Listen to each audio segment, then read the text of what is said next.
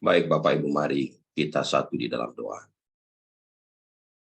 Tuhan Allah kami, Bapa yang bertahta di dalam kerajaan sorga, Allah yang peduli, Allah yang selalu memberikan yang terbaik dalam kehidupan kami. Terima kasih Bapa, untuk waktu yang indah Tuhan sudah karuniakan bagi kami, kembali merenungkan firman Tuhan. Biarlah roh-Mu menyertai kami. Malaikat Tuhan kirimkanlah melindungi kami dari segala yang jahat, agar pekabaran kebenaran ini dapat sampai ke telinga kami masing-masing. Kami yakin dan percaya Roh Kudus Tuhan yang akan mengubahkan kami. Terima kasih Bapa. Dalam nama Tuhan Yesus kami sudah berdoa. Amin.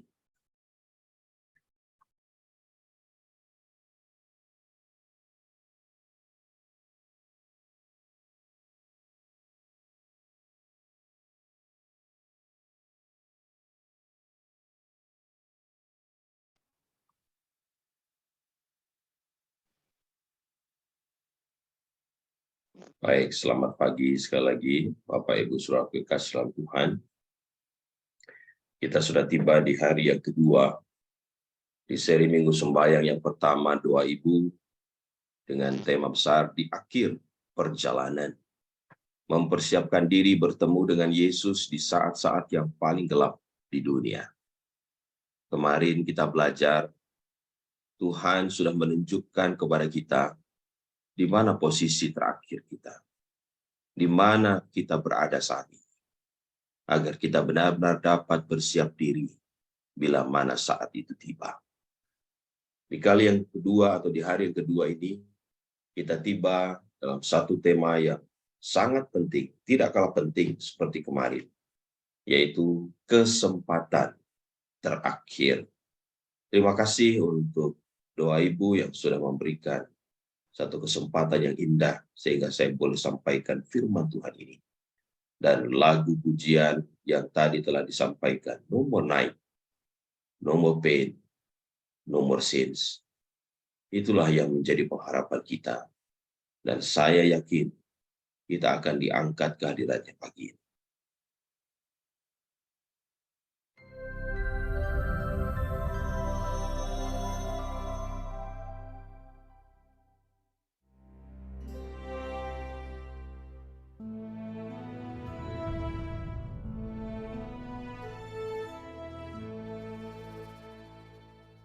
Suatu hari, Tuhan Yahweh mendatangi Nuh.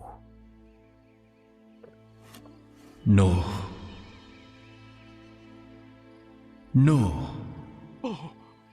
Oh Tuhan,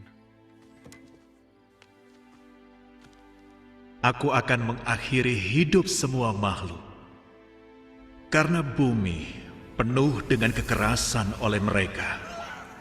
Dan lihatlah, aku akan menghancurkan mereka bersama-sama dengan bumi. Buatlah sebuah bahtera dari kayu gofir. Engkau harus membuatnya berpetak-petak, dan engkau harus melapisinya dari dalam dan dari luar dengan pakan.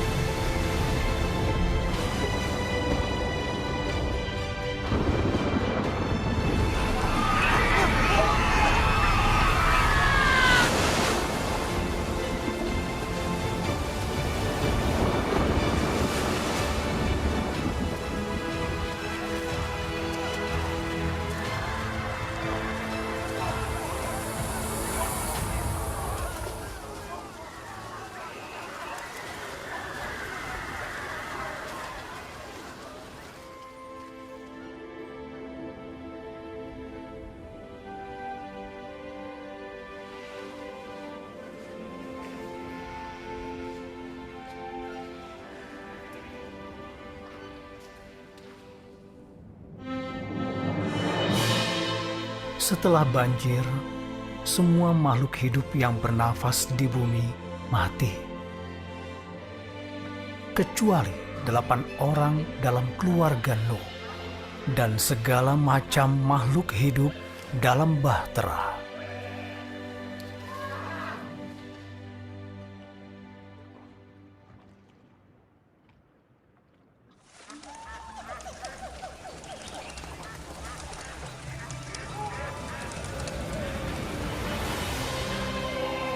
Akhirnya hujan berhenti.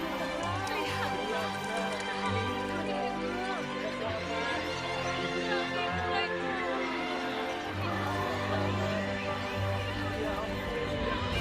Oh Tuhanku, Tuhanku.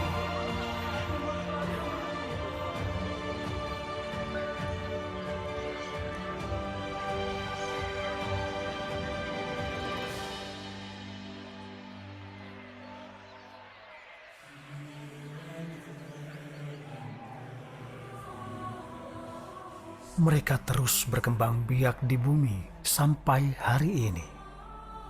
Tuhan membuat perjanjian dengan mereka bahwa Dia tidak akan pernah menghancurkan bumi dengan banjir lagi. Dan pelangi yang terlihat hari ini adalah bukti perjanjian Tuhan dengan manusia.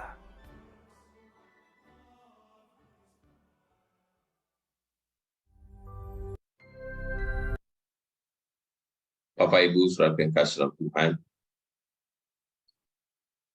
film pendek barusan memberikan sebuah gambaran bagi kita bahwa kesempatan tidak akan datang 2 kali. Apabila Tuhan berseru, Tuhan memanggil, biarlah kita boleh menyambut panggilannya. Mari kita gunakan setiap kesempatan yang Tuhan berikan dengan bijak. Sebab jika tidak, yang tinggal hanyalah penyesalan. Tuhan memberikan kesempatan kepada orang-orang di zaman Nuh selama 120 tahun untuk bertobat. Dan itu adalah sebuah kesempatan yang sangat panjang.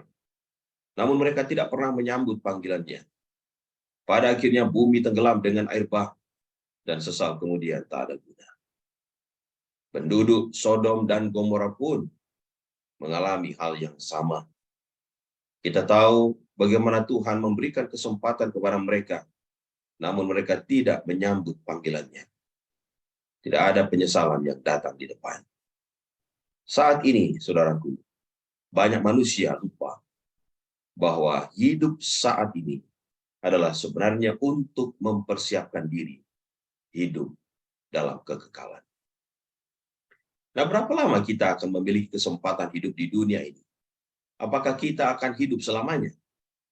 Di dalam Mazmur 90 ayat 10 dan 12 katakan, masa hidup kami 70 tahun, dan jika kami kuat 80 tahun, dan kebanggaannya adalah kesukaran dan penderitaan, sebab berlalunya buru-buru, dan kami melayang lenyap. Ajarlah kami menghitung hari-hari kami sedemikian, hingga kami beroleh hati yang bijaksana. Tidak akan kita mengalami kehidupan selama-lamanya. Saudara dan saya satu saat akan mengakhiri perjalanan ini. Dan setiap orang harus mempertanggungjawabkan dirinya sendiri di hadapan Allah. Ini tidak dapat diwakilkan oleh siapapun. Itulah sebabnya, saudara yang kasih dalam Tuhan, Tuhan memanggil kita di dalam serangkaian doa sepanjang pekan ini, agar kita benar-benar dapat bersiap diri. Sesudah kematian tidak akan ada lagi pertobatan. Pintu kasihan atau pintu pertobatan itu sudah tertutup. Inilah yang disebut dengan kiamat pribadi, yaitu saat kita berkalang tanah. Itulah sebabnya saat nafas hidup ini ada, mari kesempatan itu masih terbuka. Bapak Ibu Saudara yang kasih, ada masa di mana pintu pertobatan akan tertutup secara universal. Inilah yang disebut dengan penutupan pintu kasihan atau pintu pertobatan. Masa percobaan atau yang biasa disebut ditutupnya pintu kasihan atau biasa yang kita kenal adalah dengan masa penggoncangan. Ini adalah salah satu tema yang paling menarik yang dimiliki oleh gereja kita. Masa pencobaan adalah satu periode waktu yang diberikan kepada umat manusia yang berdosa. Di dalam waktu itu mereka bisa memilih untuk menerima Allah atau setan. Berakhirnya masa percobaan adalah ketika Yesus berhenti melayani sebagai pengantara dalam tempat suci surgawi dan umat manusia tidak lagi mempunyai kesempatan mengubah keputusan mereka untuk pro atau anti Allah. Saudara yang kasih, umat Advent percaya bahwa masa percobaan akan berakhir tidak lama sebelum Kristus kembali. Tepat sebelum 7 malapetaka mulai dituangkan. Kita lihat apa yang dituliskan oleh Ellen G. White. Percobaan bagi mereka yang memilih untuk menjalani kehidupan penuh dosa dan yang mengabaikan keselamatan besar yang ditawarkan, berakhir ketika pelayanan Kristus selesai tepat sebelum ia muncul di dalam awan-awan di langit. Jadi ada satu masa di mana saudara dan saya harus manfaatkan itu dengan baik. Inilah yang disebut dengan kesempatan terakhir. Kita tidak akan diberikan kesempatan selama-lamanya. Akan ada satu masa di mana semua itu akan diakhiri. Masa percobaan atau pintu kasih yang ditutup tidak lama sebelum Tuhan tampak di awan-awan di langit. Nah, dunia ini menghadapi salah satu kejadian yang paling mencekam dan dahsyat dalam seluruh sejarah, dihentikannya pelayanan Kristus di tempat suci surgawi tidak lama sebelum masa kesukaran dan kebanyakan orang bahkan tidak mengetahuinya. Nah, ini yang harus kita renungkan. Ya. Mari kita berpikir hal ini sehingga kita mulai terjaga. Berikut ini saya tampilkan bagan penutupan pintu pertobatan. Kemarin kita belajar di mana posisi kita. Tahun 2022 saat ini, entah sampai kapan, Tuhan masih memberikan kesempatan. Dan pada akhirnya, pintu pertobatan itu akan ditutup sebelum masuk 7 malapetaka terakhir. Nah, ditutupnya masa percobaan atau pintu kasihan ini adalah peristiwa paling penting dalam sejarah yang diramalkan dan membagi sejarah manusia ke dalam 2 kelompok. Tidak ada satupun dalam pandangan Advent mengenai kejadian-kejadian hari akhir yang lebih penting daripada ditutupnya masa percobaan ini. Nah, sebelum ditutupnya pintu kasihan, perhatikan di sini, masih ada peluang bagi kita orang yang berdosa ini, yang belum bertobat untuk menerima Kristus dan diselamatkan. Itulah yang menjadikan penutupan masa percobaan adalah suatu kejadian yang penting, sebuah hal yang sangat penting dalam sejarah dan penafsiran nubuatan. Saudara yang kasih dalam Tuhan, Tuhan mau supaya kita betul-betul memperhatikan hal ini. Saudaraku, saya ingin membawa pikiran saudara kepada perumpamaan Tuhan Yesus. Ada 3 kelas manusia di dunia sekarang ini. Yang pertama adalah mereka yang menerima Kristus. Yang kedua adalah mereka yang sudah menolaknya. Dan yang ketiga mereka yang belum mengambil keputusan untuk menerima atau menolak. Ini masih ada 3 kelompok manusia. Tapi di akhir masa nanti, bila mana pengantaraan Kristus ditutup, hanya ada tinggal 2. Yaitu kelompok yang benar dan yang jahat. Tidak ada label, tidak ada merek, tidak ada apa-apa. Yang ada hanya benar dan jahat. Nah, konsep ini ditemukan dalam beberapa perumpamaan Tuhan Yesus. Di situ Bapak Ibu boleh melihat. Ada perumpamaan tentang gandum dan lalang, ikan dalam pukat, ke-10 anak darah, hamba dengan talenta, bahkan domba dan kambing. Hanya ada 2 kelompok. Itu sebabnya Alkitab tidak pernah sebutkan merek. Jadi saudara yang kasih, betapa pentingnya saudara dan saya kita merenungkan hal ini. Sebab akan tiba masanya. Kita akan dipilih. Kita akan dipilah-pilah. Mana yang di sebelah kanan dan mana yang di sebelah kiri. Nah, signifikansi dari perumpamaan ini adalah bahwa umat Allah akan dipisahkan menjadi dua kelas. Tidak cukup sebenarnya dengan menerima Yesus saja, atau sudah dibaptis bahkan bergabung di dalam kelompok gereja. Tidak cukup, karena Tuhan menuntut lebih dari kita. Perhatikan, di dalam Matius 7 ayat 22 dan 23, firman Tuhan dengan jelas katakan, Tuhan, Tuhan, bukankah kami bernubuat demi namamu, dan mengusir setan demi namamu, mengadakan banyak mujizat demi namamu? Pada waktu itu patut disayangkan bahwa Yesus harus berkata kepada mereka, Aku tidak pernah mengenal kamu. Enyahlah daripadaku kamu sekalian, pembuat kejahatan. Ketika saya membaca ayat ini, sepertinya terasa aneh. Kenapa? Karena dikatakan di sini, bernubuat demi namamu. Mu ini siapa? Yesus. Tidak mudah bernubuat demi nama Yesus. Ini artinya orang-orang yang berdedikasi di dalam Yesus. Orang-orang yang melayani. Orang-orang yang suka hidup di dalam pelayanan. Mengusir setan demi nama Yesus. Siapa yang bisa melakukan ini kalau dia tidak memiliki hubungan yang dekat dengan Yesus? Bahkan dikatakan di sini melakukan mujizat demi nama Yesus. Tetapi anehnya, di akhir dari ayat ini, Yesus katakan, Aku tidak kenal kamu. Dan lebih menyakitkan lagi, dikatakan, enyahlah daripadaku, kamu pembuat kejahatan. Loh, Bapak Ibu, siapa di sini yang dimaksud? Ini terjadi ending, ini terjadi di akhir. Kalau di awal-awal tidak apa-apa, kita masih bisa robah, kita masih bisa sadar lalu robah. Loh, ini perkataan Yesus di terakhir.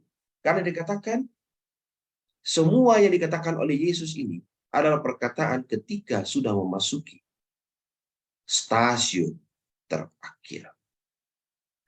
Tidak ada penyesalan datang di depan. Nah, di dalam Wahyu 22 ayat 11 katakan, sebuah acuan terhadap akhir masa percobaan. Barang siapa berbuat jahat, biarlah ia terus berbuat jahat. Barang siapa yang cemar, biarlah ia terus cemar. Barang siapa yang benar, biarlah ia terus berbuat kebenaran. Barang siapa yang kudus, biarlah ia terus menguduskan dirinya. Tuhan mau supaya saudara dan saya betul-betul memperhatikan hal ini. Agar saudara dan saya betul-betul bisa melihat bahwa Tuhan rindu agar kita memiliki karakter yang baik dan benar. Nah, perumpamaan Tuhan Yesus memperlihatkan pemisahan dunia dalam dua kelas di akhir zaman. Dan Wahyu memberikan pelajaran yang sama. Dua kelas ini menerima entahkah meterai Allah atau tanda binatang.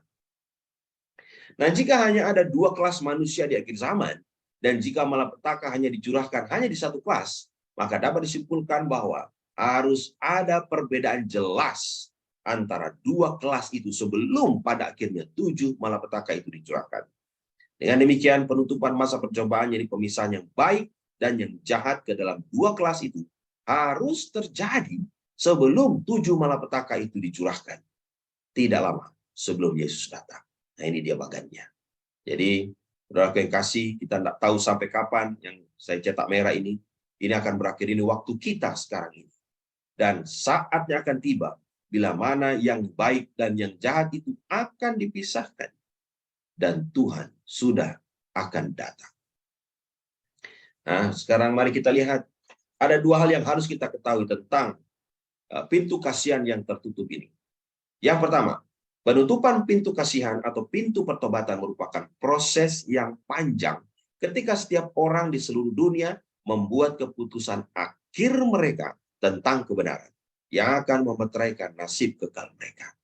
Jadi saat ini masih ada waktu bagi kita selama nafas hidup itu masih ada di lubang hidup kita.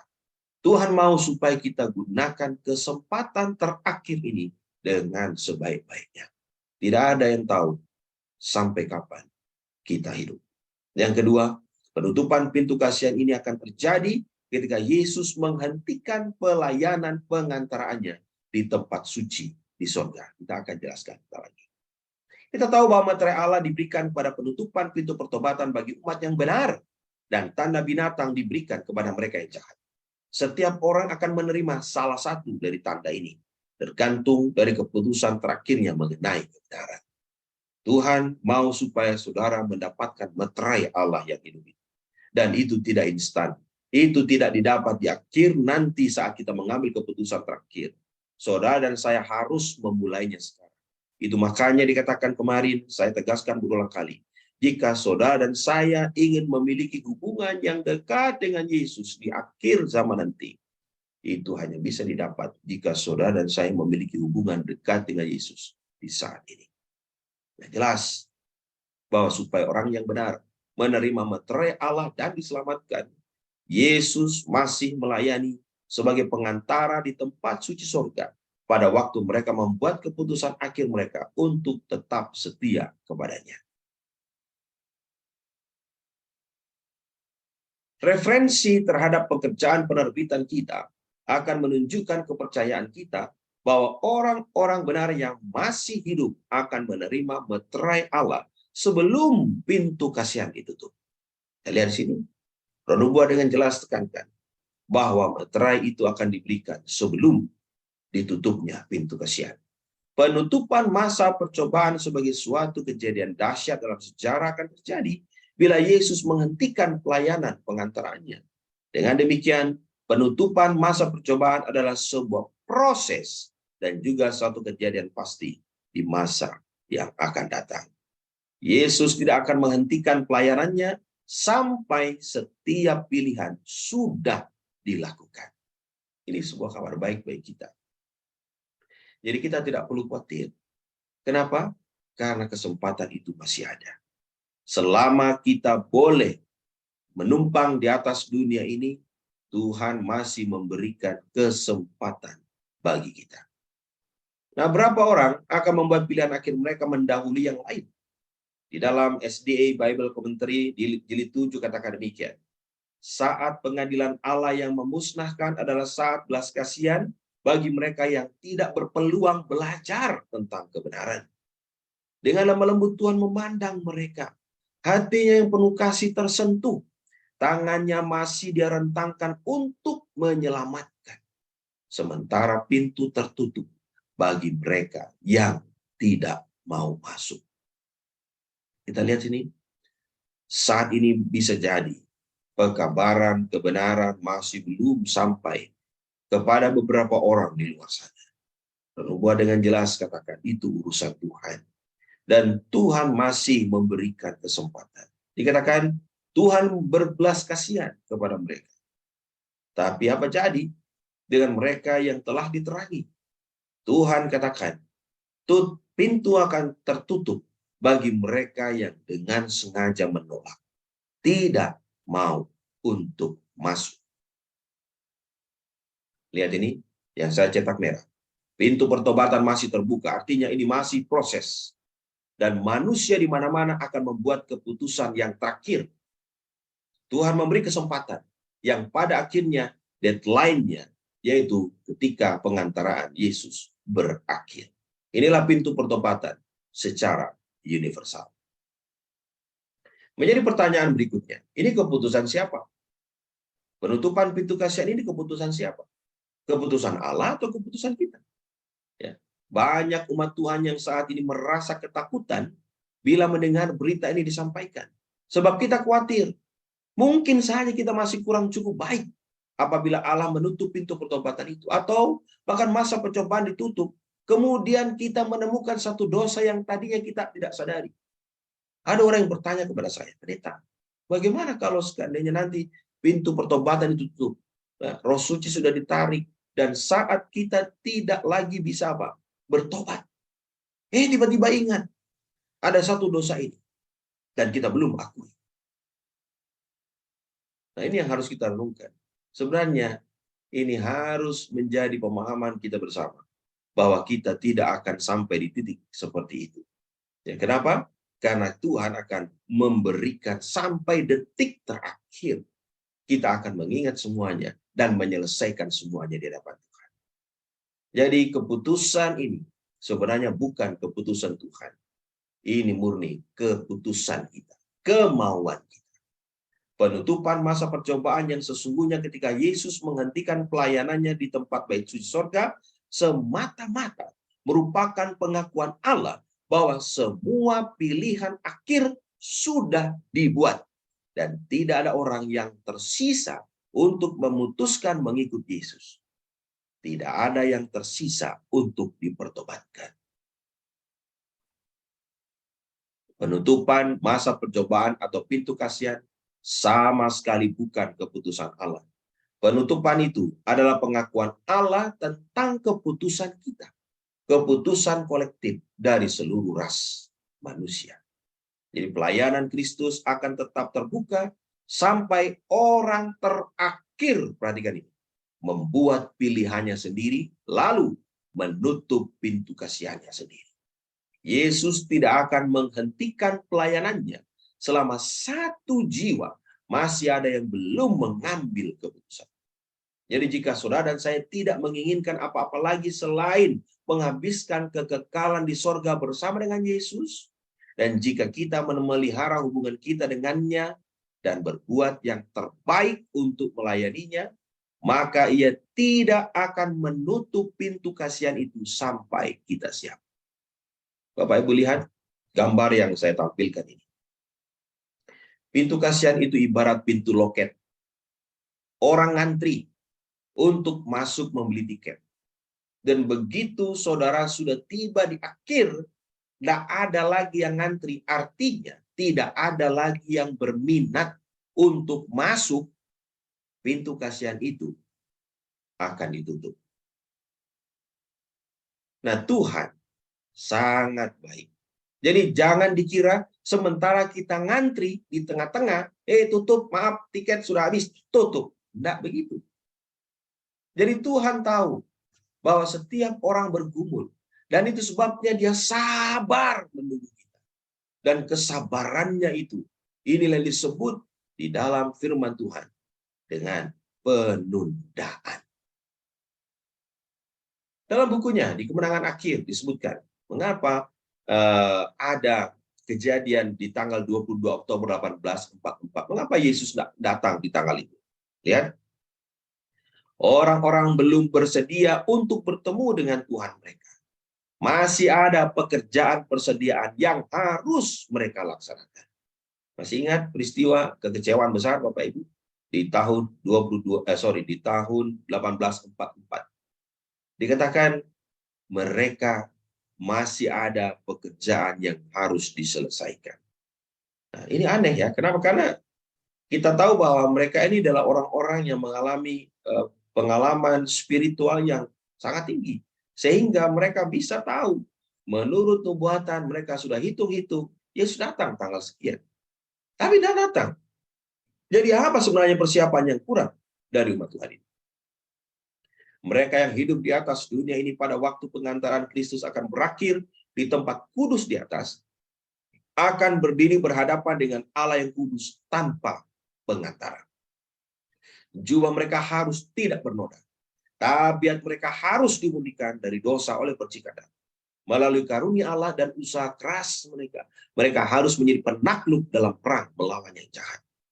Saudara dan saya, pada akhirnya nanti, bila mana saatnya tiba, pengantaraan itu diputuskan, maka kita akan berdiri di kaki kita sendiri.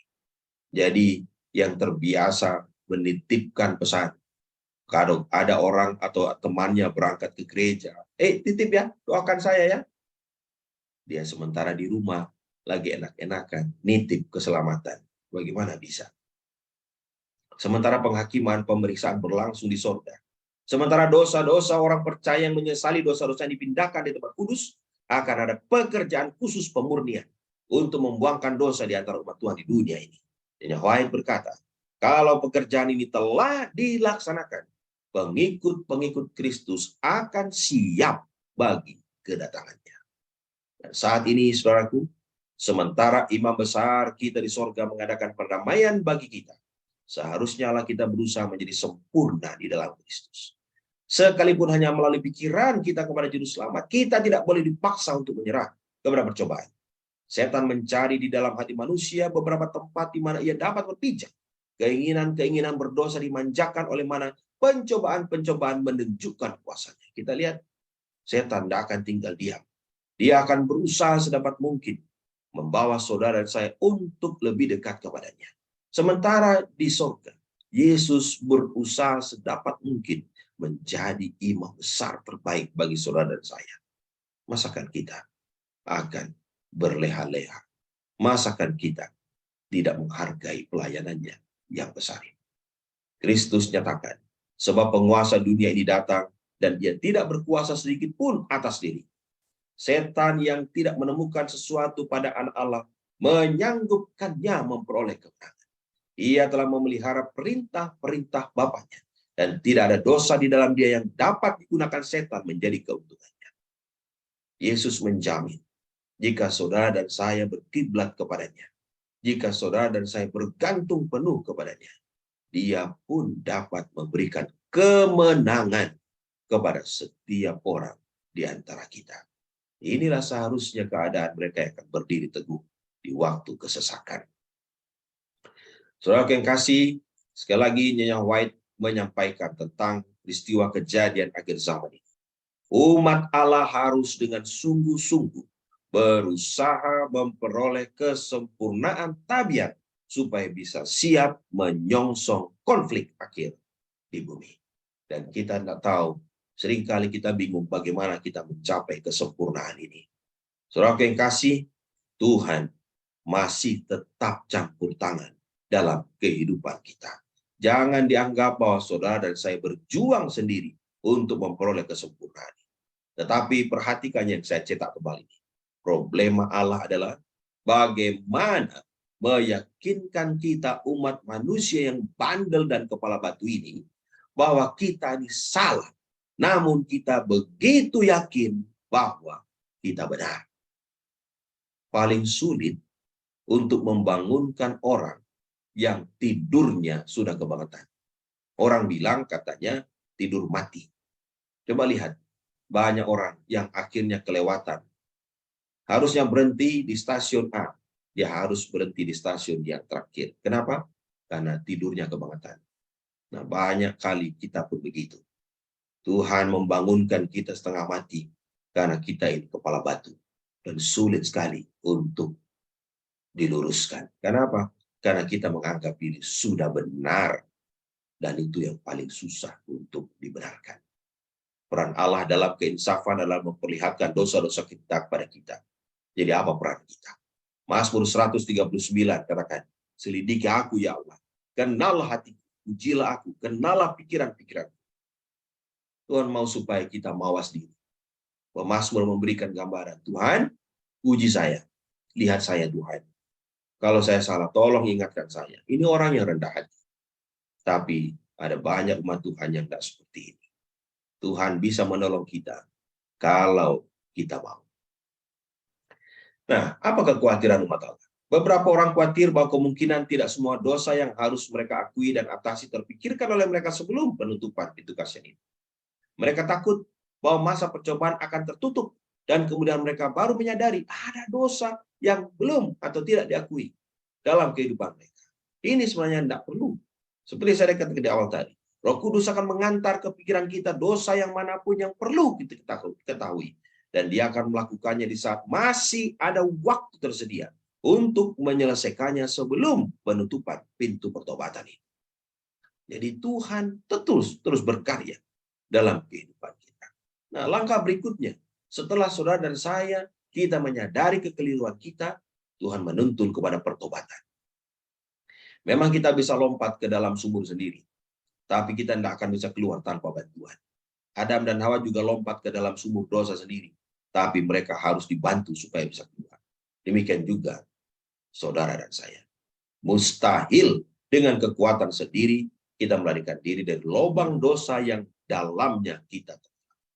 Penubuat katakan, hati kita ini jahat. Kita tidak dapat mengubahnya. Pendidikan, kebudayaan, penguasaan kehendak, usaha manusia, semuanya mempunyai kegunaannya masing-masing. Tetapi di sini semua itu tidak berdaya sama sekali. Semua yang disebutkan di atas mungkin saja menghasilkan tabiat yang amat baik secara lahiriah, namun tidak dapat mengubah hati, tidak dapat membersihkan sumber kehidupan batin. Siapa kita? Mazmur katakan, kita tidak akan bisa merubah kulit kita sendiri. Kita butuh pertolongan dari atas. Setiap orang sulit melepaskan dosa yang dia sayangi. Dapatkah Tuhan menolong kita untuk lepas dari dosa kesayangan ini? Allah tidak bisa mengubah perilaku kita tanpa melanggar kemauan bebas kita. Dan sesungguhnya Allah tidak akan mengubah perilaku saudara dan saya. Pernahkah Anda melihat Allah menjangkau ke bawah dari sorga, lalu mengambil rokok dari mulut seorang perokok? Atau Anda mendengar Tuhan memisahkan pasangan yang sedang asik berasuk-masuk dalam hubungan nafsu? Nah, Tuhan tidak akan pernah melanggar kemauan bebas kita. Kitalah yang harus menyerahkannya kepadanya. Inilah hukum penting dari pikiran. Sebuah hukum yang tidak dapat diabaikan, yaitu apabila objek yang diingini tidak diperoleh, sehingga menghilangkan semua harapan, pikiran segera berhenti merindukannya dan akan sibuk dengan hal-hal yang lain. Tetapi selama ada harapan mendapatkan sasaran yang dikehendaki, akan ada upaya untuk memperolehnya. Jadi selama kita mendapatkan fasilitas, selama hal-hal yang kita langgar itu masih di depan mata dan kita bisa menjangkaunya, itu tidak akan pernah hilang dari kehidupan kita. Tetapi jika semua kemungkinan itu ditutup, kita katakan tidak kepada godaan, maka godaan atau hasrat itu akan pergi lebih cepat. Artinya, semua tergantung kita. Makanya dikatakan, jika tangan kananmu menyesatkan engkau, potong, buang itu. Jika matamu yang kiri menyesatkan engkau, buang. Tuhan mau supaya kita menyingkirkan segala sesuatu yang berpotensi menjatuhkan kita. Abraham tiba di negeri perjanjian dengan meletakkan satu kaki di depan yang lain. Dan ketika Abraham melakukan apa yang harus dia lakukan, Tuhan lakukan yang dia harus lakukan. Tuhan mau supaya kita mau berusaha. Jangan duduk manis, duduk diam, do nothing. Tuhan mau supaya kita melangkahkan kaki. Dan saat kita melangkahkan kaki, berusaha untuk bisa melakukan yang terbaik, dia akan lakukan bagiannya. Itu yang harus kita lakukan. Begitu kita melakukan apa yang harus dilakukan, kita akan tiba di satu tempat besar yang disebut dengan kesempurnaan. Dan ini adalah tanggung jawab Allah. Kita ini tidak bisa menyempurnakan diri kita sendiri. Kita hanya perlu lakukan bagian kita.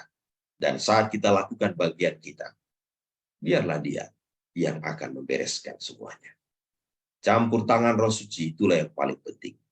Dan kita akan menemukan perkembangan karakter yang signifikan dalam kehidupan kita. Mari mulai dengan ambil langkah-langkah itu. Dan Allah akan menutup masa percobaan sampai saudara dan saya siap untuk itu. Bapak Ibu, semoga Tuhan menolong kita. Amin.